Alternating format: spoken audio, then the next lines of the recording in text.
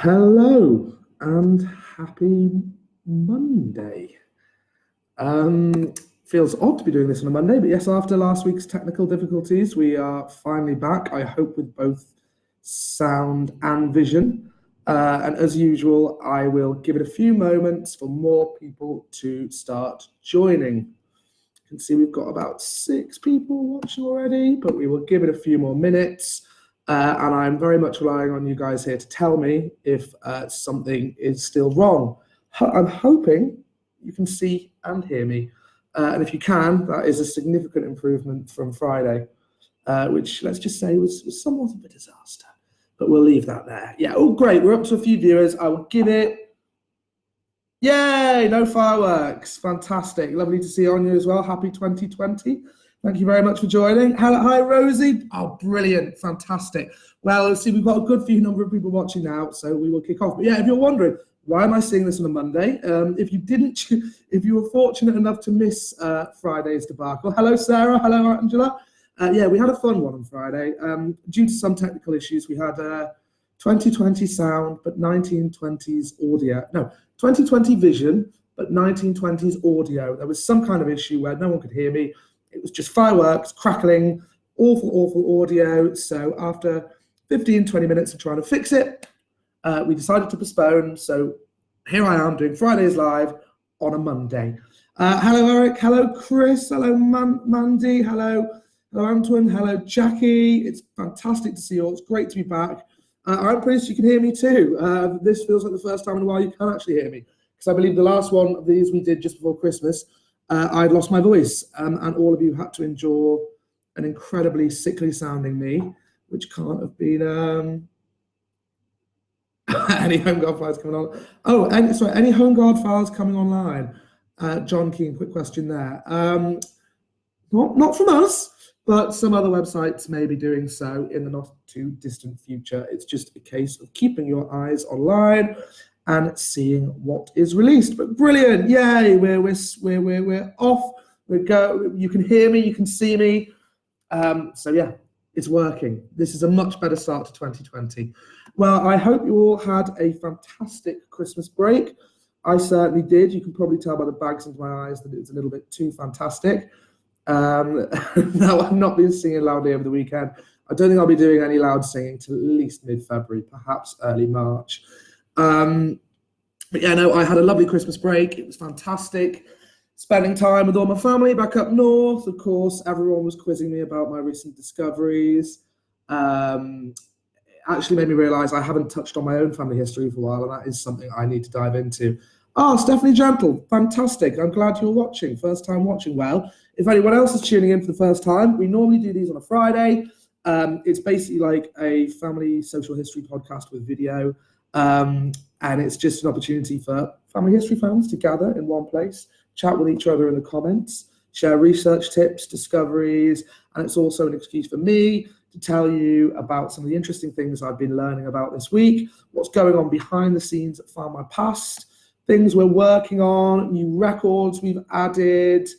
So yeah, hopefully you enjoy it. And also, if you are tuning in for the first time and you're a beginner and you'd like to get started, January apparently is one of the most popular times of the year to begin your family history. And I think that's kind of the after effect of sitting down with all your relatives over numerous glasses of port or whatever it is you drink over Christmas. Family stories come out, people get curious, people think, oh, maybe I should finally start looking. But yeah, if you are looking to start, this is, oh, Jenny, fantastic. Also just discovered this. This is also a great place to ask questions. We've got a fantastic community of regular viewers, the likes of Rosie, Anya, Chris, Linda, Anita, Phoebe, too many people to list, but they're very, very knowledgeable. We have some people who've been doing family history longer than I've probably been alive in these comments, and they're a very helpful bunch as well. So if you have your questions, it's a great place to ask them, and you may get directed somewhere or given a set of information that can take you off and get started. But anyway, what am I talking about today? Well, I was going to do this on Friday, but it's even more appropriate to do it today, because today is, well, depending on where you are in the country, tonight is 12th night. Some parts of the country and some people believe it's the 5th of December. It all depends on when you view the 12 days of Christmas starting. Some people say 25th, some say 26th. But yeah, many people believe today is the 12th night, the last day of the Christmas festivities. You best all be tearing down your Christmas decorations. Very important you do that, or you'll bring yourself bad luck for the year ahead. I don't know if you remember the one we did about Christmas superstitions about 2 weeks ago, but yes, those crazy Celts believe that your Christmas tree is inhabited by spirits of the forest or spirits of the hedgerow, whatever, and you've been keeping them cooped up in your house over Christmas. And if you don't chuck out your Christmas tree today, they will get grumpy and they will give you bad luck for the rest of the year. We've got a few. Shady Pickering, glad you're watching for the first time too. Well, we've got a few people. Anne Robertson MB, wow, very, very glad you're here. And I hope you do learn some tips. I will hopefully be giving you some tips, but I thought, as today is the last day of the holiday season, we'd have a little look at some of the fascinating history behind traditions surrounding New Year's Eve and New Year's Day, as well as a look at some of the customs and ways, some of the customs our ancestors would have observed, and some of the ways they would have seen in the new year. And you know what I'm like, I often overload myself with things to talk about. Other things I thought I'd have a look at is, of course, we are now entering a new decade. Many of us are wondering what the 2020s will hold. And this time, 100 years ago, our ancestors, fresh out the horrors of the First World War, were entering a new and what they hoped would be a brighter decade, the 1920s. A truly fascinating decade, probably, it's hard to say, but definitely one of the most interesting decades of the last. Well, there's so many, all decades are interesting, but it really is a decade which saw kind of the birth of modern Britain, I should say. And when we release the 1921 census online, it is a decade that we will be able to have a look at in unprecedented detail and start telling those stories. So I thought I'd have a little look as well, depending on how we get on from time, about some of the major events that happened in 1920. We've got some serious 100-year anniversaries coming up this year, really interesting ones, and not just for Ireland, for the UK, for North America, for the whole world. 1920 is a fascinating year, probably because so much had happened in the years preceding it. But yeah, you've got some big global events that you can really see. I'm trying to think of things falling into place for the events of the next 2 decades. Let's just say that. Anyway, I should probably crack on pretty soon. But yeah, if you are watching for the first time as well, we like to facilitate a bit of discovery just to get the comments going, get people talking. And as we are now in a new year, we thought we'd ask, what were your greatest discoveries of 2019? What were your research highlights?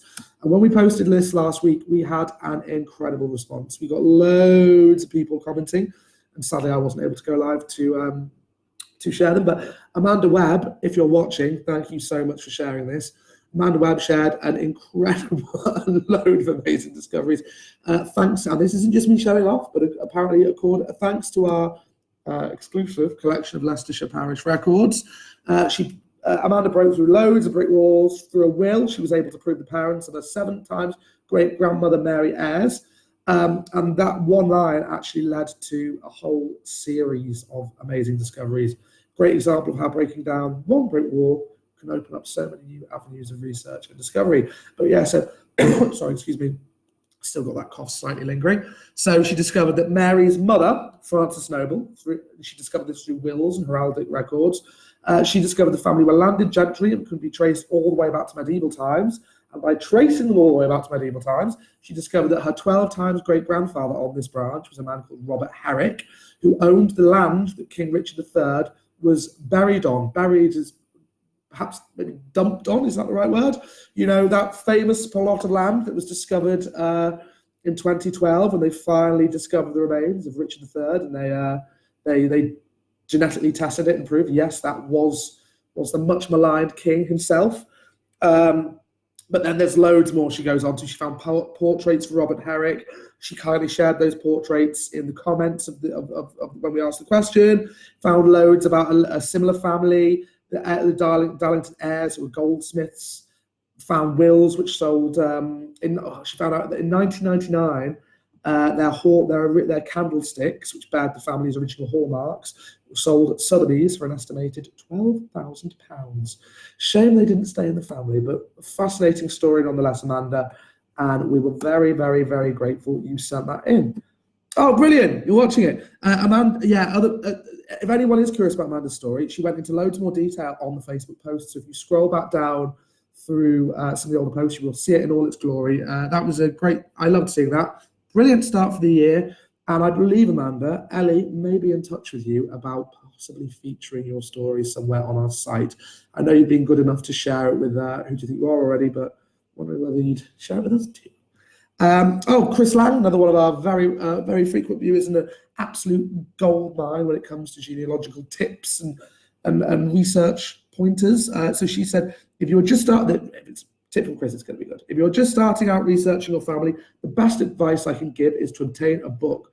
Either purchase one from your local library, about how to research. There are some well-written books that give details about all the different types of records over the centuries, and etc. That is a fantastic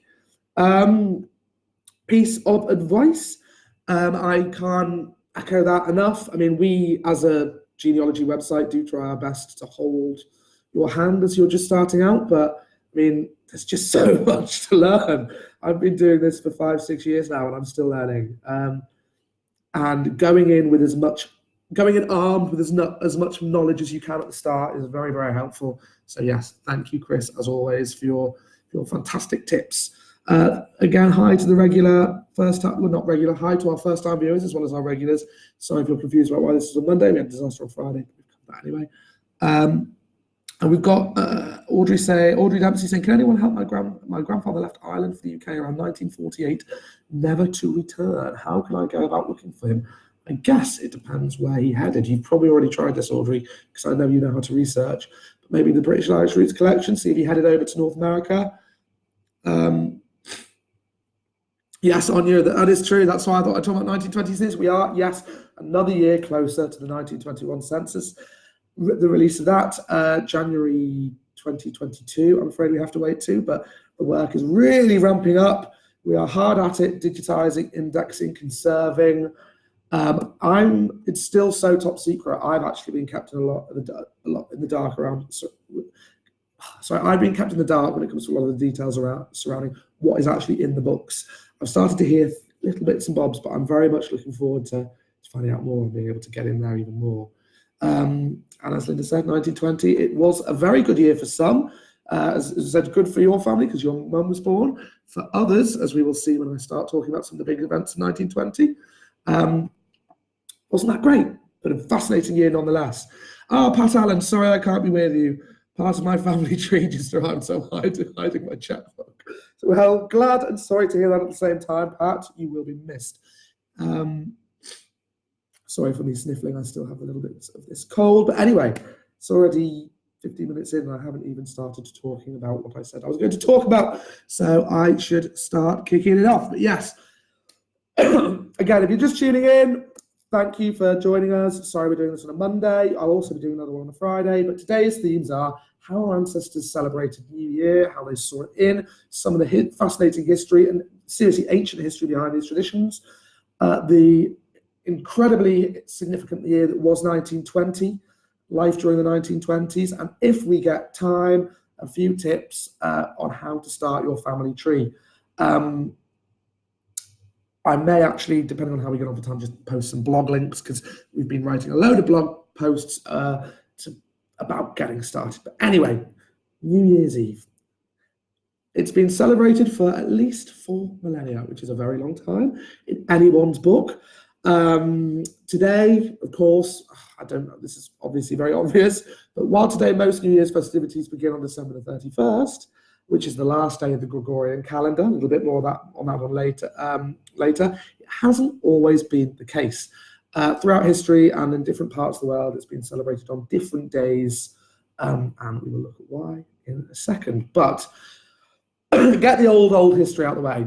As I said, been celebrated for about 4 millennia, and as with many things, many elements of our culture, the earliest recorded festivities in honor of the new year can be traced back to ancient Babylonians, the cradle of civilization. Well, not that part of the world. The ancient Babylonians, very ahead of their time. One of the after the Sumerians, people like that, one of the first ancient civilizations to diligently note everything down in writing, which is why we have a record of their New Year's Eve festivities. But for the Babylonians, the first new moon following the vernal equinox, which is basically the day in late March, a day in late March which has the equal amount of sunlight to darkness. Lady Day, prior to in Britain, it was known as Lady Day in Britain prior to the adoption of the Gregorian calendar. But that's when the Babylonians believed the new year started, and that's when they held this big religious festival called Akitu, which was derived from the Sumerian word for barley, which is cut in the spring. Obviously, these festivals are obviously very closely tied to the land and harvests and food, essentially. And this was an 11-day festival, which is actually quite funny considering we have 12 days of Christmas, 1 day short. And it involved a different ritual on each of the 11 days. But I'm not going to go through all 11 because this isn't about Babylonian history, as much as I would like to do one on Babylonian history.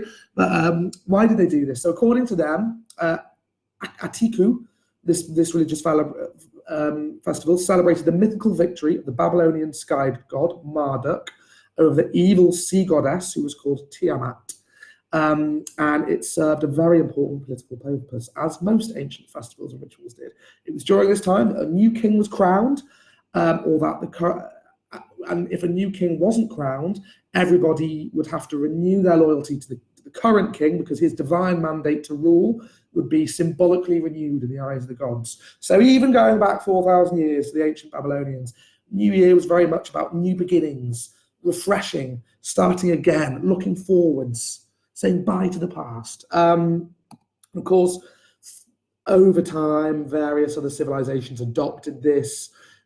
They also got increasingly sophisticated calendars, typically pinning the first day of the year to an agricultural or astronomical event, like the vernal equinox. So in Egypt, for instance, another great ancient civilization, their new year began with the annual flooding of the Nile, which, of course, all life in Egypt was focused around the Nile. But this also coincided with the rising of the star Sirius. They knew a lot, these ancient people. And in China, meanwhile, their new year occurred on the second new moon after the winter solstice. But I don't want to go too much into ancient history. A few more to come. I love ancient history. So the early Roman calendar, they had 10 months and 304 days. Each new year began again at the vernal equinox. And according to tradition, this was enshrined in tradition by Romulus himself, the founder king of Rome in the 8th century BC. But then you had a later king who was called Numa Pompilius, and he is credited with adding the months of Januarius and Februarius, which give the 12-month calendar we observe today. Over the centuries, though, of course, the patterns in the sky changed. But over the centuries, of course, this calendar fell out of sync with the sun.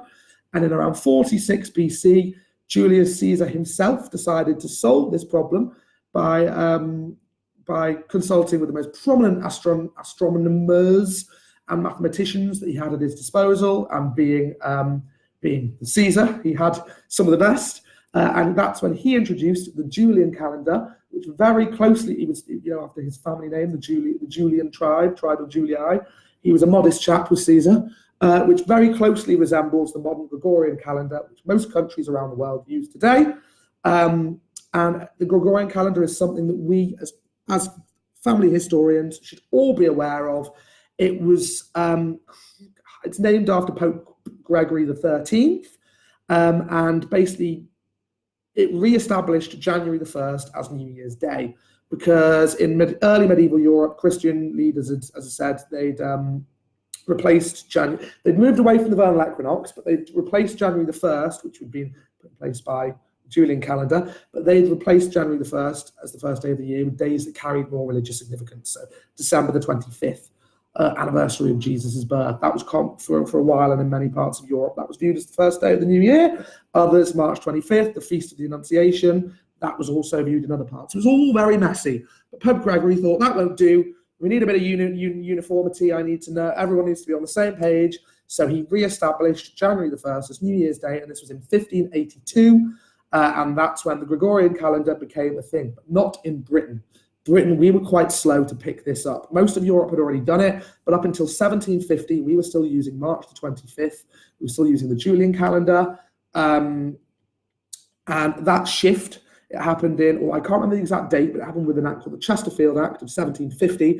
And that's an important date to remember, because if you've been fortunate enough to have taken your research back before 1750, dates can get confusing when it all changed over. So that was my very brief history of the ancient history of New Year.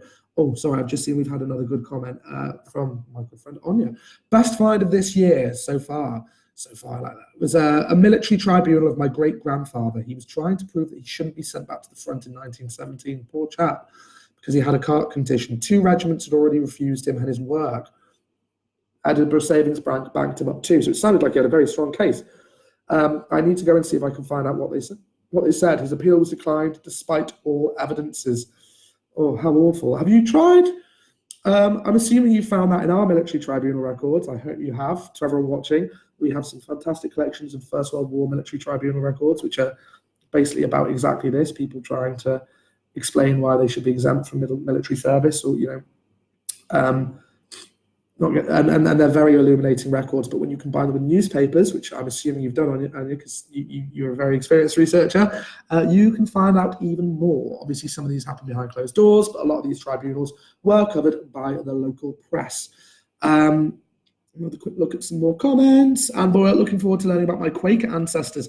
Oh, well, you've come to the right place, Anne, because our Irish Quaker collection is second to none. We have a very good collection of Irish Quaker records released in partnership with I can't remember their name, which is awful of me, but they're fantastic partners, and we're very glad to have their records. But if you go to the A to Z section of our website, type in Quaker, you will find all our various Quaker records, of which there are many. Actually, do you know what? There's probably people watching who are relatively new to Findmypast, so I am going to get that link for you now. So, quick tip for anyone watching: if you're ever wondering whether oh no, that's not the link. It's far too long. Hang on. If you're ever wondering as to whether we have something, simply pop it in here. Our A to Z of record search, you can search by keyword, place, record type, date, all sorts, and it will tell you whether we have what you are after. And another comment from Amanda Webb. Found my great-great-uncle Samuel Wilden's photograph in a newspaper this year. Never seen one before. Another great example of why newspapers are the best. I love newspapers. I really think they may be one of my favorite resources online. I just think they're fantastic. I mean, where else are you going to find a photo? And they're just such a lucky dip. You put your ancestor's name into a military search, you kind of know what you're going to get back. You know it's going to be related to their military service. You pop your ancestor's name into a newspaper search, you may find something that you really didn't want to. But you know, they can be surprising, horrifying, incredibly illuminating. You genuinely never know. I think it's the case with all family history research, but particularly with newspapers, you genuinely never know what is going to come back. Wow, I'm overrunning. I need to start telling you about New Year's traditions because I went to the effort of finding out, so I should share them. So, how did our ancestors celebrate New Year? What traditions did they adhere to? Well, you probably won't be surprised to know pretty much exactly the same ones as we do. Just like us, our ancestors were forming resolutions. They were kissing the first person they could find. They were hoping a tall, dark, handsome stranger might be, well, particularly in Scotland, would be crossing their foothold. They would be paying their debts, cleaning the house, all these kind of things. But why?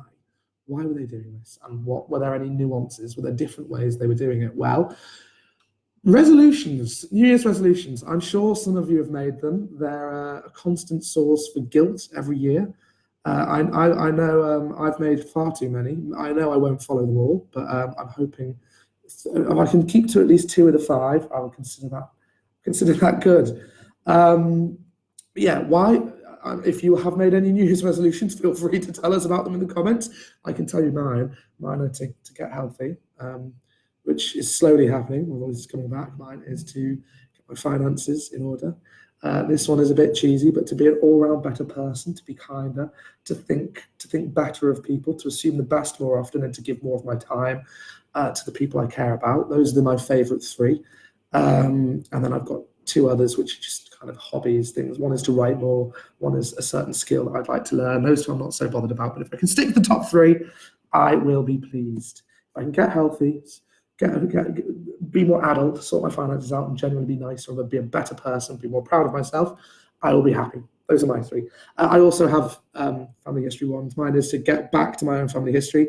I hit some pretty big brick walls after 4 years, and I'm ashamed to admit that I haven't looked at my own family tree for quite some time, mainly the family trees of others.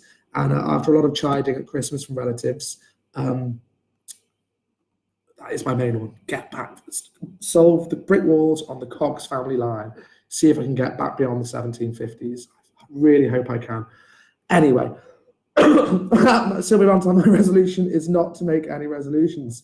By making that resolution, have you not made a resolution? And by making that resolution, are you not breaking the resolution you just made? It's a logic puzzle. I don't know. It's too late on a Monday for me to wrestle that. Yeah, small steps, Linda, you're right, small steps. Anyway, why do we make these awful New Year's resolutions, though, that we beat ourselves up about? Well, again, you may be surprised to know, but it does date back all the way back to those ancient Babylonians. There's some serious history behind it, 4 millennia of history to be exact. So during that festival of Akitu, or Atiku, I can't remember exactly which one it is, as well as appointing and reaffirming their loyalty to the new king, they would also make promises to the gods that they would be better in the new year, just like the New Year's resolution I made. They would promise they would pay their debts and clear all the obligations they had from the previous year. And while not exactly a New Year's resolution in the way we do it, you can see how these were the forerunners. And they believed that if they kept their word and these promises, the gods would look favourably on them and bestow favour for the coming year. So I'm thirsty, I'm just going to have a sip of tea. And if not, they would fall out of the god's favour, a place that no self-respecting ancient Babylonian wanted to be. A dangerous place to be, actually, if you're an ancient Babylonian. I don't know whether you were worried that your gods you will fall out. I don't think we are putting the same level of pressure on ourselves when we make these resolutions, which is a relief. But again, just as with the whole concept of New Year, the Romans adapted the Babylonian concept and ran with it. So after Caesar had tinkered with the calendar, just like we said before, and established January the 1st as the beginning of the new year with his Julian calendar, January had significance. It was named for the god Janus, who was a two-faced god, a spirit who the Romans believed inhabited doorways and arches. So January was his month, and therefore it had a certain symbolism about looking forwards and looking backwards, because that's what Janus did. He looked in front of him, he looked behind us. So the Romans believed that Janus symbolically looked back into their deeds of the previous year and also look ahead to see how they'd act. So they offered sacrifices to Janus and made promises that they would be better in the year to come and not repeat the mistakes they made on the year that he was looking back on. And then moving on a couple of hundred years, many centuries, early Christians adapted this tradition again. So for early Christians, the first day of the new year became the traditional occasion again to look back on one's past mistakes, but more in a more religious sense, looking back at the sins one had committed over the past year and resolving not to commit those sins again, making a commitment to God to be better in the new year. In 1740, he doesn't need any introduction. I was going to say the famous clergyman John Wesley, the founder of Methodism, basically. So in 1740, old John Wesley created the Covenant Renewal Service. And this was a special service that would be held on New Year's Eve, and our ancestors in droves would have attended these services. This is how many of our Methodist ancestors would have actually celebrated the New Year, at one of these Covenant Renewal Services. They were pretty much always held on New Year's Eve. Some of them were held on New Year's Day. Some people also called them watch night services. Have you ever seen a reference to a watch night service? It was basically the same thing. And what they do is they'd include readings from scriptures, hymn singing, and they basically served as a spiritual alternative to the very raucous celebrations that were held in non-Methodist communities. Our ancestors liked to party. Partying is something that's been done consistently throughout human history, and our ancestors were just as good at it, in many cases, if not better at it than we are. But yeah, these services would very much be focused on committing to God to be better in the new year, praying and apologising for the sins of last year, and making resolutions to be better in the year ahead. So all of these symbols represent that old symbolism. saying goodbye to the old, hello to the new, being better than you were previously, and making a commitment to yourself or to whatever God it is you worship, that you're going to be the best you can possibly be. And we've even got a note from Samuel Pepys. Samuel Pepys himself wrote in his diary in December 1661. I love this. It shows that New Year's resolutions probably haven't differed that much in time. Samuel Pepys, a man I can certainly relate to, said, "I have newly taken a solemn oath about abstaining from plays and wine, which I am resolved to keep." I haven't read his diary for 1662, so I can't say whether he did or he didn't. But there you go. Old Samuel Pepys in 1661, his New Year resolution was to lay off the booze and the partying, which I love. It just shows we're not that different, are we really? We're really, really not. Let's see if I've got any more comments. Not made any so far. You're all sensible. Haven't made one, never made any. I think you're far more sensible than I am. I don't make resolutions. I like that. That's owning it. That's more the power. Yeah, I like that. I'm gonna use that next year. It's too late now. I've told everyone I've made resolutions. Next year, I'm not making resolutions. I'm making goals. To go to Australia, that was a good one. To maintain my weight with stoma and to learn to walk a bit more. Well, I wish you the best of luck with those, Katrina. I really like that. That is a phrase I'm definitely stealing. Yes, sorry, I just noticed Amanda kindly saying to Cheryl, if anyone is watching while we're doing this today, not Friday, we had no audio. You could see me, you just couldn't hear me. I think it was Anya said we had 2020 vision, 1920s audio, but now I'm back with 2020 audio, 2020 vision. So you'll get two for the price of one this week. I'll be doing another one on Friday. Great, Chris and Anya helping people with research. You absolute legends. Bridget Esmonde, hello. Thank you for tuning in. Anyway, and if you are just tuning in, we were just going through the history of New Year's Eve partying, resolutions, and now I'm moving on to one that we probably all enjoy more than resolutions, which is kissing. For some, the midnight kiss can be a source of terror. I remember when I was younger, it certainly was. But for others, it's a great part of the evening. You grab your nearest and dearest, plant one on the lips, and see in the new year with a lovely big sign of affection. It doesn't have to be a nearest and dearest at many New Year's parties. It's just grab the nearest willing, consenting person, I think. But where does this date back to? So not quite as far back. I mean, the Sumerians and Babylonians might have been snogging each other on New Year's, but we haven't found a written record to prove that yet. But the Romans certainly did. And probably more than many other groups in history, the Romans did know how to party. I think that's all I'll say on the matter. I think you've seen some of the films and you've read some of the stories. But every year they would throw this huge big festival, which you would have heard of, called Saturnalia. And presumably a lot of debauchery would take place, and some of the milder elements of this debauchery would entail kissing. And this was a tradition that filtered down to the rest of Europe. Saturnalia, another interesting point, Saturnalia is also a part of the reason of why we kiss under mistletoe. So in ancient Greece and ancient Rome, people would celebrate this festival, they would kiss underneath. It's not really romantic, really, when you think it's a parasitic plant, but under mistletoe, which was associated with fertility. Romans took it a bit further, and under Saturnalia, they would use kissing under mistletoe as a way to reconcile differences with enemies, because to them it represented peace. So you wouldn't grab someone you had your eye on, you would grab your mortal enemy, and you would cast aside your issues and kiss under the mistletoe and put aside your hostilities and move into the new year with good intentions and peace. That was the idea anyway. But the idea of it kind of got adapted during the Renaissance, because of course during the Renaissance, masquerade balls were very popular, and they were popular not just in the Mediterranean, but across all of Europe. And at midnight during masquerade balls, people would remove their masks. The masks would represent the evil spirits from the previous year. So at midnight, you remove your mask, shedding away the evil spirits of the year. And as with the Romans, a kiss was a way of purifying each other from evil. It was a way of starting the new year with a completely clean slate. Again, it's all that symbolism. So yeah, but if you are worried, as I said, about finding someone to kiss next New Year, If you found yourself lonely at midnight and didn't know what to do, head up to Scotland, because not only do they know how to celebrate New Year, Hogmanay, of course, is world renowned. And I've only ever been to a Hogmanay celebration once, probably one of the best New Years I've ever had in my life. But you're much less likely to go kissless in Scotland, because they've got the fantastic tradition of just kissing everybody in the room. I like that. It means no one's left out, but that's not what they do. The idea is to connect friends and strangers, bring everyone together, which is just very nice, isn't it? I like that one. Take another quick look at comments. Don't believe that for a second, Linda.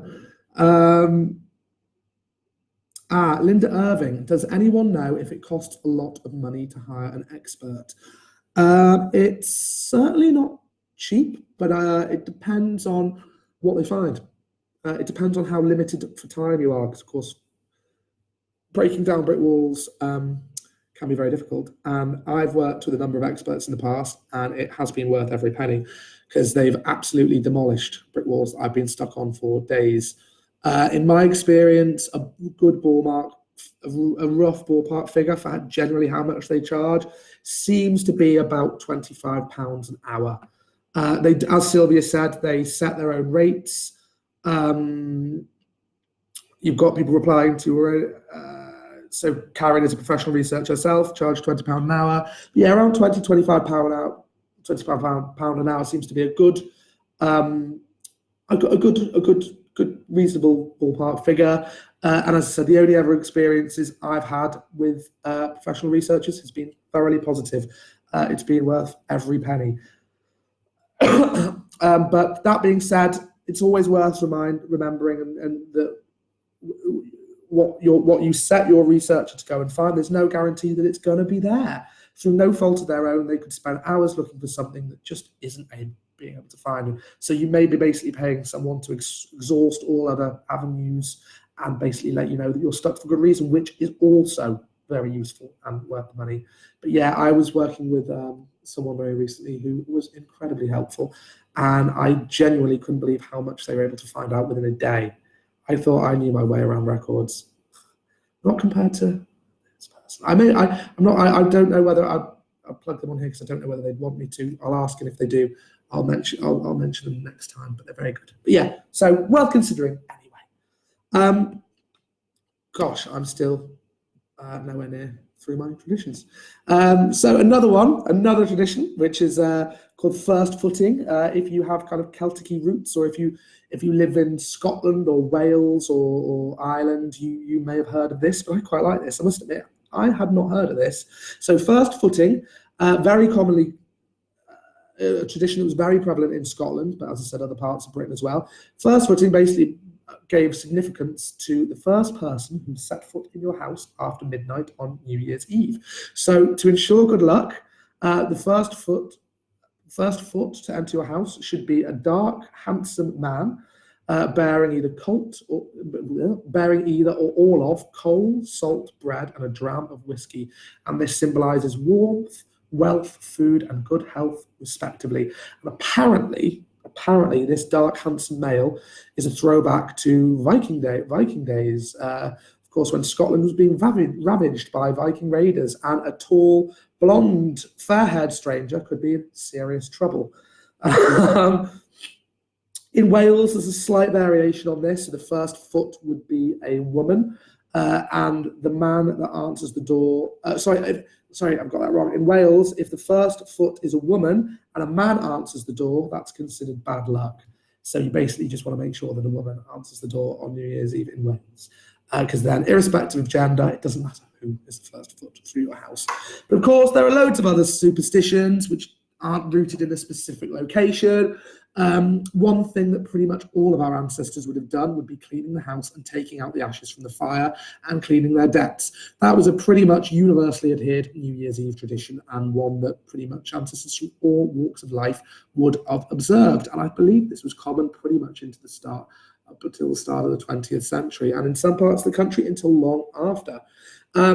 More superstitious people believe that you should not take anything out of your house until you had brought something in. Otherwise, you would take out the luck. The luck would attach itself to something. So some people would not take out the rubbish, wouldn't even take out the rubbish or ash from the fire. Others would even refuse to let a neighbour light a taper if their fire had gone out, because they were that concerned about bad luck. Which I feel very superstitious. It makes sense, I guess. Another one which I quite enjoy is I might try this myself next New Year's if I can find a well. But some people believe that the first water drawn from a well on New Year's Day, which was known as the cream of the well, was very special and had magical qualities. And if you wash in it, it will make you become beautiful. So I'm definitely going to be trying that next year. No harm. What's the worst that could happen? But of course, other things that all our ancestors would do, they'd make a noise. Church bells, of course, traditionally associated with big public events like royal weddings, but it was customary for bells to chime at midnight on New Year's Eve, accompanied by ships' horns in ports, harbours. The big ships would let out their horns. People would run out into the streets and bang pots and pans. So yeah, our ancestors pretty much would make a lot of noise when the clocks hit 12, and up and down the country, church bells would be ringing. I don't know whether that's still a thing. I must admit, I don't remember hearing church bells. Maybe they're drowned out by the fireworks. But yeah, that is definitely a tradition that our ancestors would have observed, well, been part of and experienced. Also, get-togethers. Getting together and celebrating New Year's is not a new thing. Throughout most of history, dating back to very, very, very ancient times, most towns and villages in Britain have a spot where communities could gather together, whether that be the village green, the village hall, the marketplace. There'd be somewhere in town where people would gather. And in London, the earliest documented gathering on New Year's Eve, I forgot to say, and people would gather in these spots on New Year's Eve, see the New Year. But in London, the earliest documented gathering for New Year's Eve was in 1878 at St Paul's Cathedral, when people came to hear the newly installed bells. They'd put brand new bells in that year, ringing in the new year, of course, common phrase. But you can find a lot about that in our newspapers as well. But over the years, crowds grew and became more uproarious, and eventually the cathedrals tried to stop it, but they couldn't. It had spiraled out of control. It had become too much of a thing. People looked forward to it. And on talking about finding it in newspapers, on January the 2nd, 1892, Illustrated London News, which is a newspaper you will find in our newspaper collection, reported questions of public order and morality. And in relation to these gatherings at the cathedral, people were horrified that people were getting so drunk and raucous on the steps of St Paul's, such a sacred icon of British identity, of spiritualism in the United Kingdom. And this was actually echoed again in a letter that I found at the Times in 1935 that said, often the new year breaks upon scenes of horseplay and alcoholic excess. So the cathedral authorities finally got their way then in the Second World War, when the London gathering was moved to Trafalgar Square. And since 2004, this gathering has been taking place on the banks of the Thames, which many of you probably watched at New Year's. In view of the London Eye, where you all get a great view of the fireworks. Just having a look at comments. It looks like you're fine. You're all helping each other out. Happy New Year. So if anyone's tuning in late. That's another one. Angela Hitchcock. Thank you. That was another tradition that I noted down and I forgot to talk about. So Angela's mum used to open doors front and back to let the new year in and the old year out, and would give her neighbours coal for continued warmth. Some people, I think there was another thing on that as well, where all guests had to enter into the front and leave out the back door. They couldn't exit out the front door because they'd take the luck out with them again. Thank you for reminding me. That was one I had down, but I'd completely forgotten. So yeah, back to traditions. Again, no, I said that one. Burning stuff. Fireworks. We love fireworks at New Year's. Some of us have a bonfire. A lot of the village gatherings on village greens, they will have bonfires. I thought that was the cleaners trying to kick me out. And again, this goes back very, very, very, very, very, very far. So in Celtic times, the Celts believed that smoke would ward off evil spirits, and that fires would entice the sun's return. And that's why these fire rituals that you see in Scotland and Northern England, like the really famous one up at Stonehaven it's in Grampian, is it? Where you get like 60 kilted marches with pipes and drums and swirling balls of fire. And there's one in Allendale in Northumbria as well, I think. But yeah, there's some incredible fire festivals in the north of England and in Scotland. I think the best ones are up in Scotland, actually. I think the Stonehaven one is actually streamed, right? So you can actually watch it. But yeah, again, this dates back to these old Celtic beliefs of smoke warding off evil and fire drawing in the warmth of the sun. Yeah, so fire and noise were thought to dispel evil spirits and bring in good luck. So that's why we do it. And of course, I can't go through all these without mentioning the biggest tradition of all, which is, we'll take a cup of kindness yet, the singing of Auld Lang Syne. Sure, that's something we all did, whether you're at a big party, whether you've got a small gathering with friends. I myself had a very quiet New Year due to the awful, awful infection I had for the entirety of Christmas. It was just me, my sister, my sister-in-law, my wife, and a couple, I think that was it. So there's 4 of us, and we just watched Jules Who's Nanny, watched the fireworks, sang Auld Lang Syne, but why do we do it? So it said, one of the descriptions I like of Auld Lang Syne is people say, it's said to be one of the most popular songs that no one in the world actually knows the words to. I would count myself in that. But of course, Robert Burns, Robbie Burns, famously penned his version of this very, very, very ancient Scottish song in the 18th century. But Robbie Burns never claimed to be the author of this song. He just adapted it. In 1788, he actually sent a copy of the original song that he'd updated and added his he'd added his own lyrics to the Scots Musical Museum, and he put his remark on, and don't worry, I'm not going to attempt the accent. I don't want to offend anyone's ears, but he said himself, the following song, an old song of the olden times, and which has never been in print, nor even in manuscript until I took it down from an old man. Love that. So Robbie Burns himself noted it down from an old man. I like to think in an inn or somewhere with a fireplace going. You can see the sea in my head right now. But indeed, yes, some of the lyrics do seem to have been collected rather than composed by Burns himself. Of course, he did compose some, but many other parts he collected. So there's another older version of it. So when he said when Robert Burns said it had never been put down in print, he was slightly wrong there. It had actually been printed in 1711 by a chap called James Watson. And while it's not identical, it shows considerable similarity in the first verse of the chorus to Burns' later poem, which basically means they're both obviously derived from the same old song that Burns heard from that old man in an inn or wherever he heard it from. So, of course, at Hognay, as I said, in Hognay, everyone will join hands with the person next to them, form a great big circle, dance around the floor. At the beginning of the last verse, everyone crosses their arms across their breast so that the right hand of everyone reaches their neighbour, the left vice versa. And when the tune ends, everyone rushes to the middle. It's good fun, this. It is good fun. We're still holding hands. And when the circle is re-established, everyone turns under the arms to end up facing outwards, with their hands still joined. So facing outwards like that. But yeah, good fun. If you've never done it, recommend giving it a go. But few people know that while this has been performed in Scotland for, I don't know how long, since time immemorial, I guess, it was only popularized in other parts of the world, particularly in North America in the 1920s, well, arguably the 1930s. So not many people, but have any of you heard of a famous band leader called Gary Lombardo? So I'd heard of him only through the newspapers, but he was a very famous Canadian band leader. And basically, Lombardo heard Scottish immigrants, of which there were many in Ontario, which was his hometown, sing this song. And he thought, I like that, that's really catchy. And his band started playing it. But when they performed it at the midnight celebration at the Roosevelt Hotel in Manhattan on New Year's Eve 1929, it was a smash hit. The people in the room couldn't believe what they were hearing, and everyone got involved. And ever since then, it's spread around the globe, but it's a tradition that we certainly have to thank the Scots for. So yeah, I think that's probably enough on New Year for now. Obviously, there are a few others. So in Wales, there is a Victorian age tradition, which was to never lend anything to people on New Year's Day.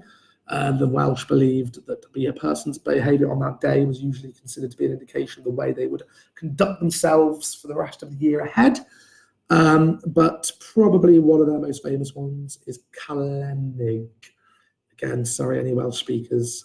So from dawn on January the 1st, small parties of boys or just children would pass from house to house in the villages of town. They'd carry twigs of evergreen plants and cups and jugs of water, and they'd use the twigs to splash water at people, almost like splashing holy water, and in return, they would receive the Calendig, which was small copper coins. Of course, Ireland has a few of their own traditions as well. So one that's popular in Ireland, or was popular on Ireland, would be setting an empty place or leaving the door left open for a lost loved one. Also banging the walls of the house with bread to chase away bad luck and evil spirits. Some Irish people also believed that it was a way of encouraging good luck, ensuring that there'd be plenty of bread available for the coming year.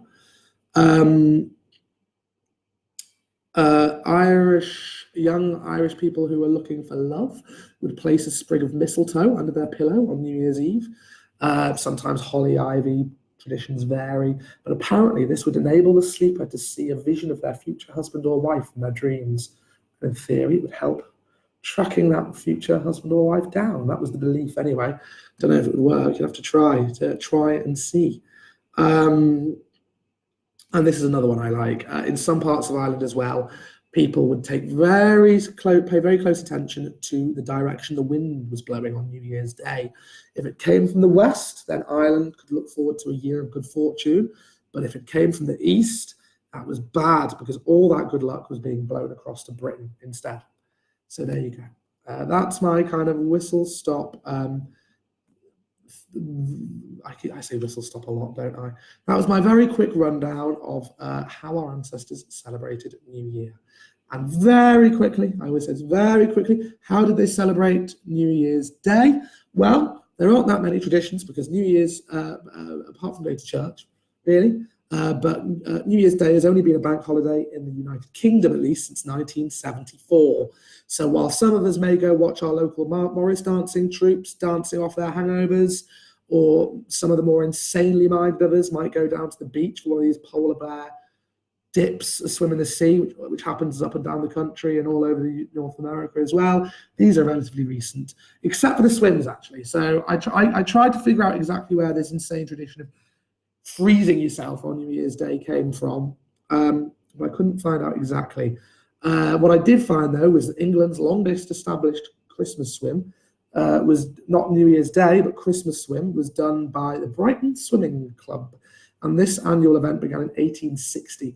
So it was the club was founded by a very small group of tradesmen, and they'd gather on Albion Beach in 1858, where they learned how to swim, because there weren't any pools in those days. So the only place to swim was the beach. But they've been doing their annual Christmas swim since 1860. So who knows? Perhaps it goes back further. So yes, I hope you enjoyed that rather patchy history lesson.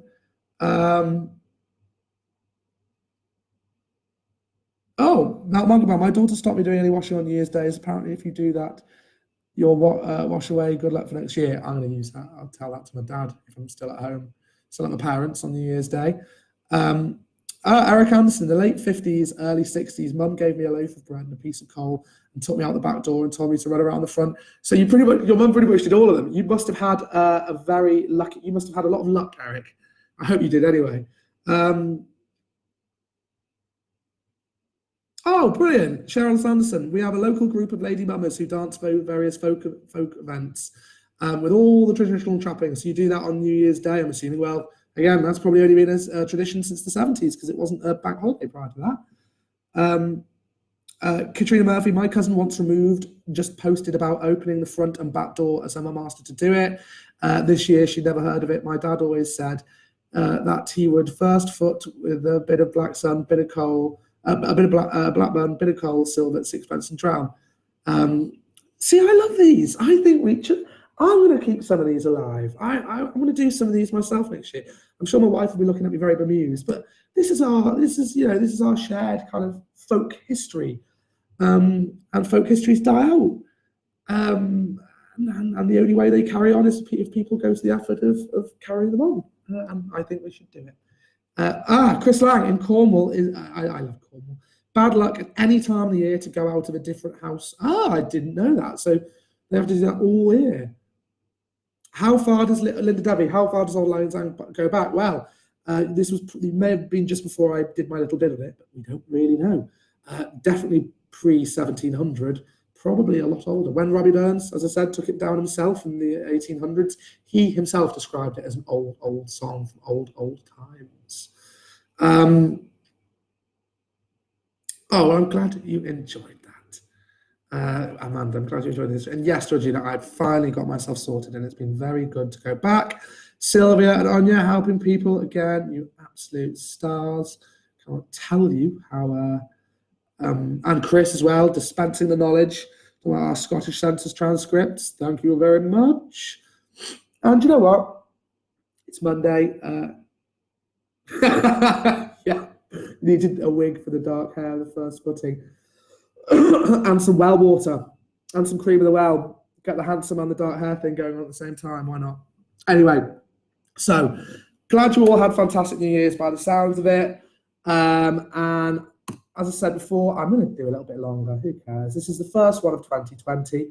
Might as well make it a good one. So yeah, I think now we've covered New Year, let's do a very little bit on the 1920s. As I said at the start, we are now entering a new decade. We are probably somewhat nervously given some of the recent events in the news, looking at what the next decade might hold. Hopefully it's going to be better than the last one. I mean, I must admit, I did particularly enjoy the teams. I had a lot of big things happen to me, good things. So it was a good decade for me. But yeah, we're looking forward to the 20s, wondering what's going to happen. And 100 years ago, our ancestors were doing exactly the same thing.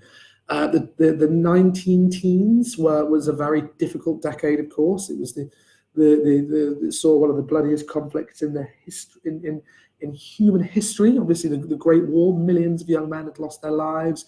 Millions more came home maimed and mentally scarred for life. And it was a time when the world was kind of emerging anew, many believed, and many were feeling very optimistic. And you can see this in the newspapers. One of my favourite things to look at in newspapers is letters to editors. Most people don't think to search for them, but if you type in readers' letters to editors, you get such a great idea of what people at that time were actually thinking, what was going through their heads, what were their hopes, their fears, their wants, what did they think, how were they experiencing these events, and how did it impact them, and how did they make sense of it? So yeah, so if you haven't done it before, recommend it. Of course, in January the 1st, 1920, people were thinking, what will this decade hold? Of course, 20s, big decade. Roaring 20s, as some people have called it, but it really, really was a decade of contrast. For some, the 20s was a fantastic decade. For others, it was a very, very difficult one. Of course, First World War had ended in victory, but a terrible, terrible price had been paid. And Britain was still, not just Britain, but Europe and the world even was living with the consequences. Peace had returned, and for some, with it, prosperity, but not for all. For some, the war had been very, very profitable. Manufacturers and suppliers of goods needed for the war had made fortunes, profiteering, as some would call it, and some had become very, very wealthy. These people weren't viewed very positively. In fact, there were some companies that were brought down on charges of profiteering. I cannot remember his name now, but what a very famous aviator who came up with the Sopwith Camel, or came up with one of it wasn't really fair, because he came up with, what was his name? I've talked about one here, but he founded the company that created World War I planes like the Sopwith Camel and things like that. And of course, he made money out of it. They weren't making these airplanes for free. After the war, he was charged with profiteering, and this company that had created a lot of the beautiful biplanes and these old World War I fighting planes was dismantled and was no longer a thing, which in some ways was sad. But you can see why the government wanted to make examples of these people. Great, another great tip from Silver. Always keep a kind of eye on the comments. Always try the local library first to try products free of charge. That is very good advice. Most libraries, you will find access to Findmypast, Ancestry, the other websites. But yeah, so as I said, very, very, so where was I? Yeah. So for the bright young things, for the members of the aristocracy and the wealthier classes, life during the 20s had never been better. Things like nightclubs, jazz clubs, cocktail bars, things that hadn't really been seen before, started to flourish in the cities. There was a new hedonistic lifestyle that could be enjoyed by the young and the wealthy. And of course, this is very famously portrayed in books and films, like I'm sure we've all seen The Great Gatsby. Authors like P.G. Wodehouse and Nancy Mitford did themselves bright young things. Probably some of the best portrayals you will get of the Roaring Twenties. I particularly enjoy P.G. Wodehouse. I like the Blandings novels of them. Just Love them. But of course, both authors were still politely poking fun at the socialite and upper classes. So they were vaguely satirical, but they do still give you a good idea of what it was like if you were wealthy and living in the heady days of the 1920s. But of course, it wasn't the same for everyone. Many veterans returned to find a country that wasn't fit for heroes, a country that wasn't the country that wasn't promised. Unemployment was rife. There was huge civil unrest. Working conditions were poor. Housing, the promised housing often wasn't available. There was you had many. In fact, when we did the Remembrance Day broadcast a couple of weeks ago, well, no, back in November. Time flies. We talked about how many of the earliest Remembrance Days were protested by angry veterans who were upset that so much attention was being paid to the dead while they felt that the living were being completely left to suffer. Of course, there was not just economics, you had many other things that happened during the 20s. So you obviously, during the war, many women had been employed by factories, they'd been given the vote. Women over 30, I must add, only women over 30 in 1918. So by the 1920s, women were in the workforce, not en masse, but getting there. The modern women has arrived. You had flappers. Women were starting to feel more confident that they had a voice and a voice that deserved to be heard just as much as men. And just a very, very, very fascinating decade. As I said, women felt more empowered. This was reflected in the new fashions, gone with the corsets of the previous decade and the big heavy dresses. Hair was shorter, dresses were shorter. Much to the horror of many of the men folk, women even started to smoke. Fancy that! There's some great letters to editors about men expressing their very funny displeasure. Women drinking, smoking, driving motor cars, wearing trousers. My gosh. It's very, very funny. But yeah, so it was very, very, very interesting. But families, on average, were smaller in the 1920s and the Victorian era. That is something that did start. That was another shift that people had seen. Obviously, a lot of men, a lot of the war generation had been robbed of the chance to have children, of course, but. Families of 3 to 4 children were the most common versus 6 to 8, as you see during the Victorian era.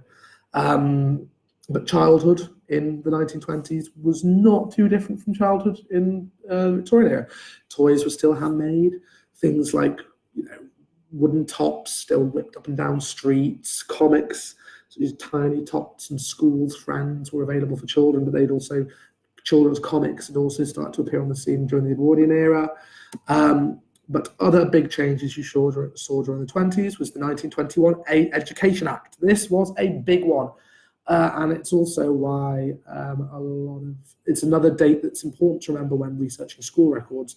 So the Education Act, issued in 1921, raised the school leaving age to 14. Prior to this, it was lower, but I can't remember how low. So the big impact it had was that state primary education was now free for all children at age 5. So even the youngest children were expected to attend for a full day from 9 a.m. to 4:30.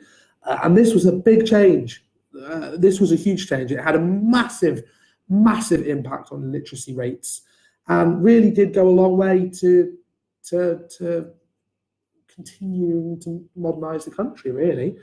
And it probably, I'm pulling this out of my head really, but I'm assuming given that it would have improved literacy rates, it made education more affordable, even though the class system's still alive and well, it had an impact on kind of winding it down slightly. But yeah, real decade of contrast, as I said. By the mid-20s, of course, while you had there's a bit of a boost at the start, you had huge unemployment. By about 1925, 1926, unemployment had risen to 2 million. And this was felt particularly hard in areas in the north of England and also Wales, where unemployment was like 70% in some places.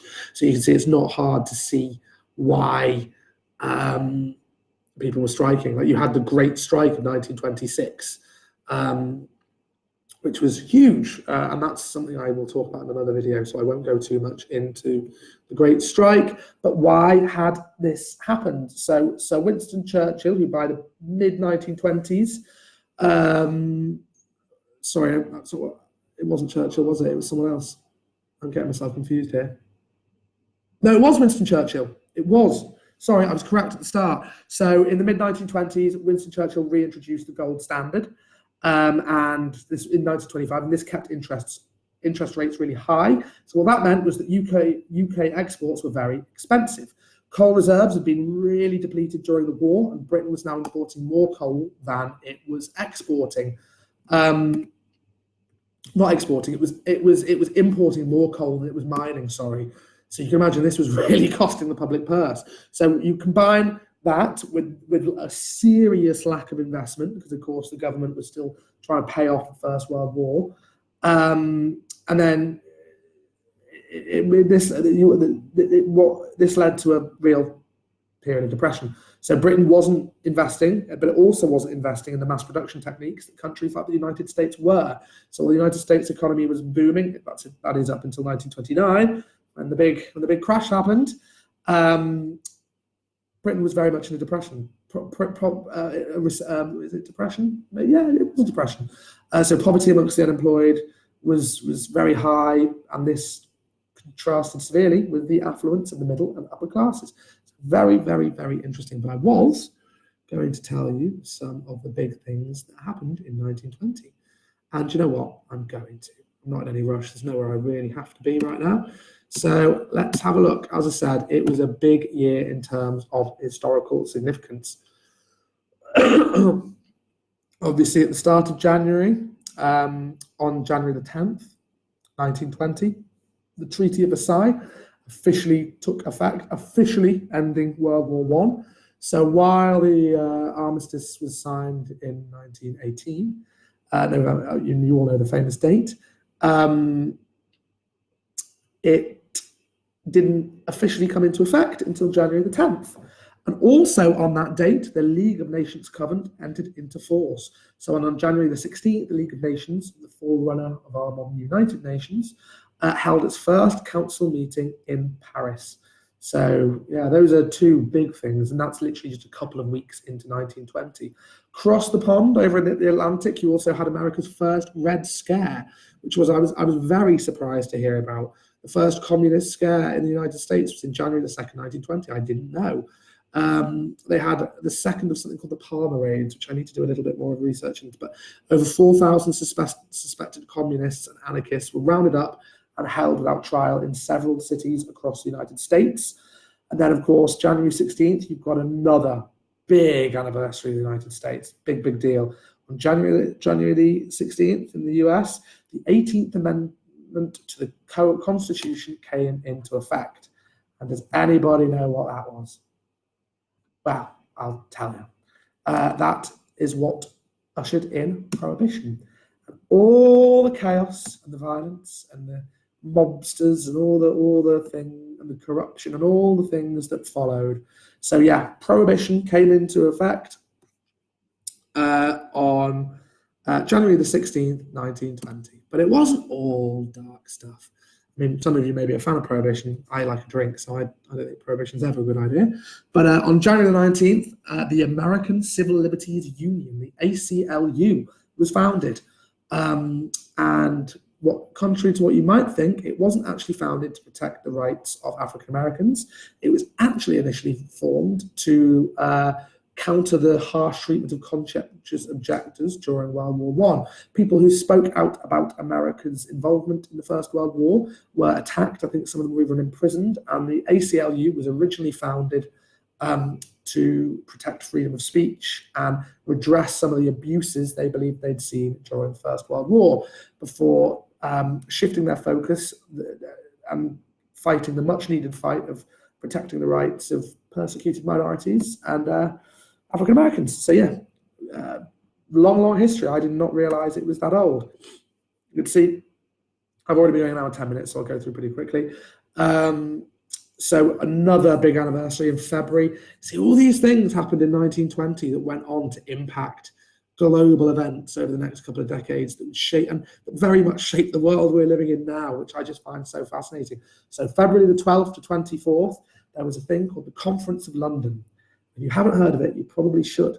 So the Conference of London saw the leaders of the United Kingdom, France, and Italy meet up to discuss the partitioning of the Ottoman Empire, which obviously led to the Sykes-Picot Agreement and which led to a lot of the badly drawn up borders in the Middle East, which I think it's fair to argue has led to a lot of the unrest in that part of the world. And we are still dealing with the consequences of that London conference held all the way back in February 100 years ago to this very day. Also that month, February 1920 was a very political month. February the 24th, Adolf Hitler presented his National Socialist program in Munich to the German Workers' Party, which soon renamed itself as the Nazi Party, Nationalist Socialist Deutsche Arbeiterpartei. That's not a very good pronunciation, I know. But yeah, February the 24th, 1920 can really be seen as the first step in Adolf Hitler's bloody rise to power. Nicer one you got in March. On March the 10th in Sweden, they're quite a forward-thinking, peaceful country and a peaceful people, the Swedes. But Sweden, on March the 10th, established the world's first ever social democratic government from a quasi-absolute monarchy. Not the first one, but it was the first time it was done peacefully, without bloodshed. So you had Hjalmar Branting took over as prime minister from Nils Eden. And this was, it doesn't sound it, but this was a big deal. It showed that countries could shift from monarchies to social democracies without bloodshed. Revolutions were not needed. It could be done within a political framework through talking and without violence. Sweden showed that to the world. Not a big one in March, though, of course. 2020 is a huge anniversary a huge year of anniversaries for Ireland. Of course, so much happened.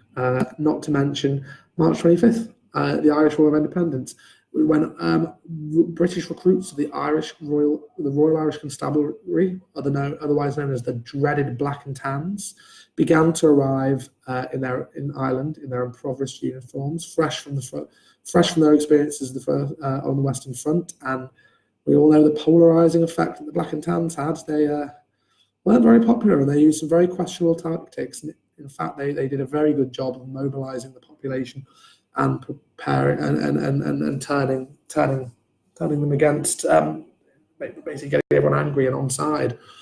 Another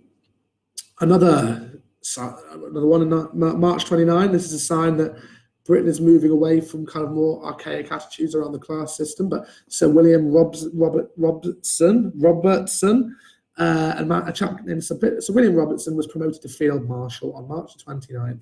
The reason this is significant was he was the first man in British Army history, in British military history, to rise from private to the highest rank in the British Army. So he enlisted as a private in 1877, and as an enlisted man, he had no commission, came from humble roots, but purely through his own ability, he rose all the way from private all the way up to Field Marshal. A very, very impressive feat, and a man we should probably know more about. That's another one of my missions. I'm going to read about him on the train journey home. Tell you what, we'll go up to June. We'll do the first 6 months, because I do have to get home eventually. In April 1920, you've got a lot of fighting over in the east. The German army marches it. You start to see serious troubles in the Weimar Republic, former, basically what Germany now is, after being dismantled and carved up by the Treaty of Versailles. But they had a serious communist insurrection with a rare Red Army formed in February, and the German army was sent in to fight it in March, a sign of more trouble to come, sadly. In Palestine, on the 4th of April, you also had serious violence. The Palestine riots, violence erupts between Arab and Jewish residents. 9 are killed and 216 are injured.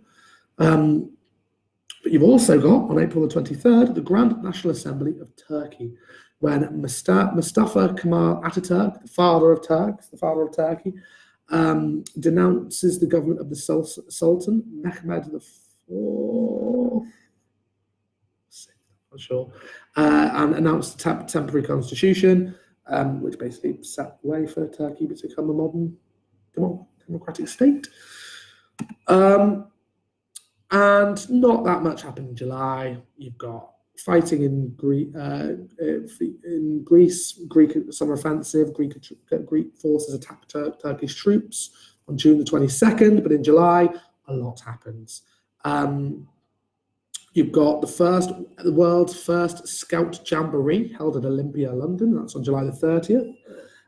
But you've also got some big events in Ireland. So on July the 31st, Irish-born Australian Catholic British Bishop Daniel Mannix is detained on board a ship off Queenstown and prevented from landing in Ireland or from speaking in the main Irish Catholic communities elsewhere in the United Kingdom. This was a very heavy-handed move and was viewed very negatively by Catholics all over the world, and was another galvanizing event for Republican groups and forces in Ireland. But you've also got representatives of the British Revolutionary Socialist Group who meet at the this isn't to do with Ireland, sorry, who meet at Cannon Street Hotel in London and agree to form the Communist Party of Great Britain. So the Communist Party, see all these big, a lot of it's political. I won't go through the other 6 months because you'll be here all night otherwise, but I hope you kind of see what I say about I hope I haven't lost any of you. I hope you can see what I was saying about 1920 being a very significant year. And yeah, as you said, a lot of the black and tans probably did have shell shock from the First World War. But yes, before I go, very briefly, I did say I was going to share with some of you tips for tracing your family tree. But as it's already 6:20 and I've been waffling on for ages, I will do something better than that, and I will share some blog posts with you that you can read at your leisure. So every January, we like to start our own initiative called the Start Your Family Tree Week. Sorry, I just got distracted by a message someone else had sent me. Because obviously we think it's, I could do the last, perfect, do it in a week, like your style. On Friday, I will do August to December. You get the other 6 months of 1920. But yes, so what was I going to say? Yes, that's what I was going to say. Every January, we like to do this initiative to help people start their family trees. It's a good time to do it. You've spent Christmas talking to your relatives. Family stories are fresh in your head as a fact, as a dates. So hopefully more people are feeling inspired. And if you are, we have written a load of helpful blog posts. I imagine some of you are probably far too experienced for these to actually be of use. It would be kind of teaching your granny to suck eggs, so to speak, because you know what you're doing. But if not, here's a few ones. So there's 30 questions for asking your relatives. So I've just posted a very general one on how to use our tree, how to build your tree. Here is another one on what questions to ask your relatives. This is another one that I actually quite enjoyed reading, and I'm going to show to my wife so I can convert it to family history. But my colleague Niall wrote this, and it is on how family history can bring the whole family together. How you can get those relatives who you've been boring to death with family history stories, maybe interested, and maybe even help you. That's a long shot, but it's definitely worth a try. And if you've never visited our blog before, here it is in all its glory. On the What's New section of our blog, you will find the records that we've added over the past week. That was another thing I wanted to say, but I forgot. We took a break from Findmypast Fridays. Again, if you're watching for the first time, we release brand new records every Friday. Each and every Friday, we release new records. We took a break over Christmas, so there were no Friday records. On Friday, I can't access my calendar, so I cannot remember what Friday was. It was Friday the 27th. There were no records on Friday the 27th because we just didn't have enough staff because obviously, as you can imagine, a lot of work goes into bringing each set online. Multiple teams are involved. There's various steps in the journey. I simply have the easiest one, which is telling people that they're up. That's literally the easiest part.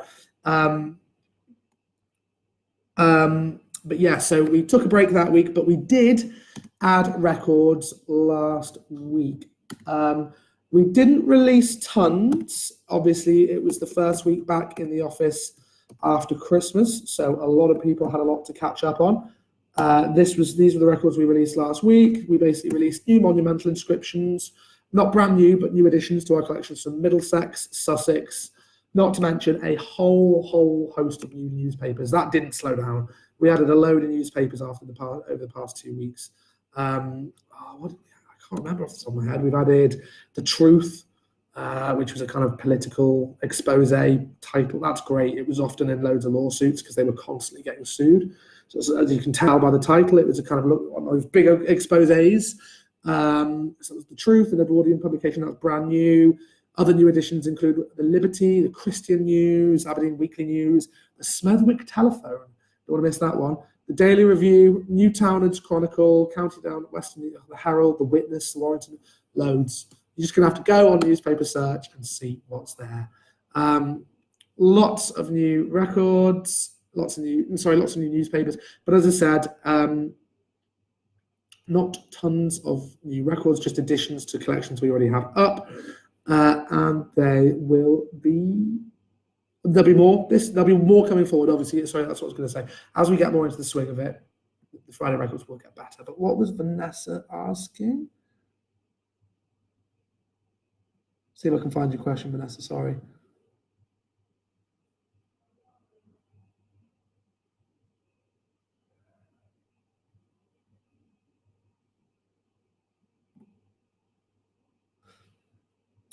Sorry, just a quick question. What are the links you're after? And then I will post them. Oh, links on the FMP site. Is that to our new records? If it's after our new records, you could, one of the links I just posted will take you there. If it's after our new newspapers, I'm afraid you will have to go in manually on newspaper search and filter for them.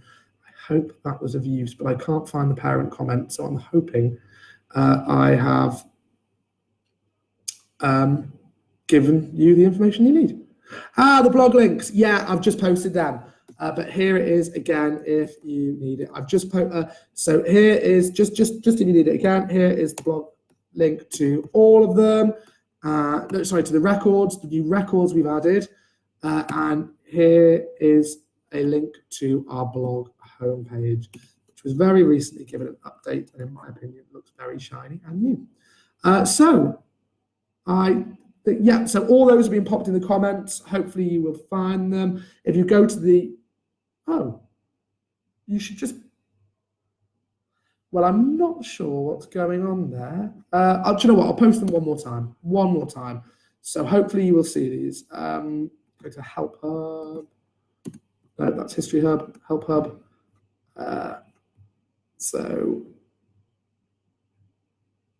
no, that's not what I wanted. Home. Findmypast. Blog. And while I'm digging these out, I will bid you all a very fond farewell. Thank you very much for bearing with us after our Gremlin issue on Friday. I'm very, very relieved that you could actually hear me today. But yeah, I will be back again. Cleaners are wanting me out. Oh, how weird. Do you know what? For some reason, the links aren't showing. So when I've ended this video, I will post all the links in the comments there. Don't know what's going on there. Sometimes fake. I will pop them in as soon as I hit end live video. So they're good blogs. I want you to read them. But yeah, thank you very much for bearing with me, everybody. It's been great to be back. Not good. Gremlins are back, so I'm gonna go. All right, cool. Have a wonderful week, and I will see you again on Friday when we will be discussing the fascinating history behind the new Sam Mendes film, 1917, which I'm so excited for, and which will be hitting cinemas on Friday. It's gonna be good. Sorry, yeah. Bye. Bye-bye. See you on Friday.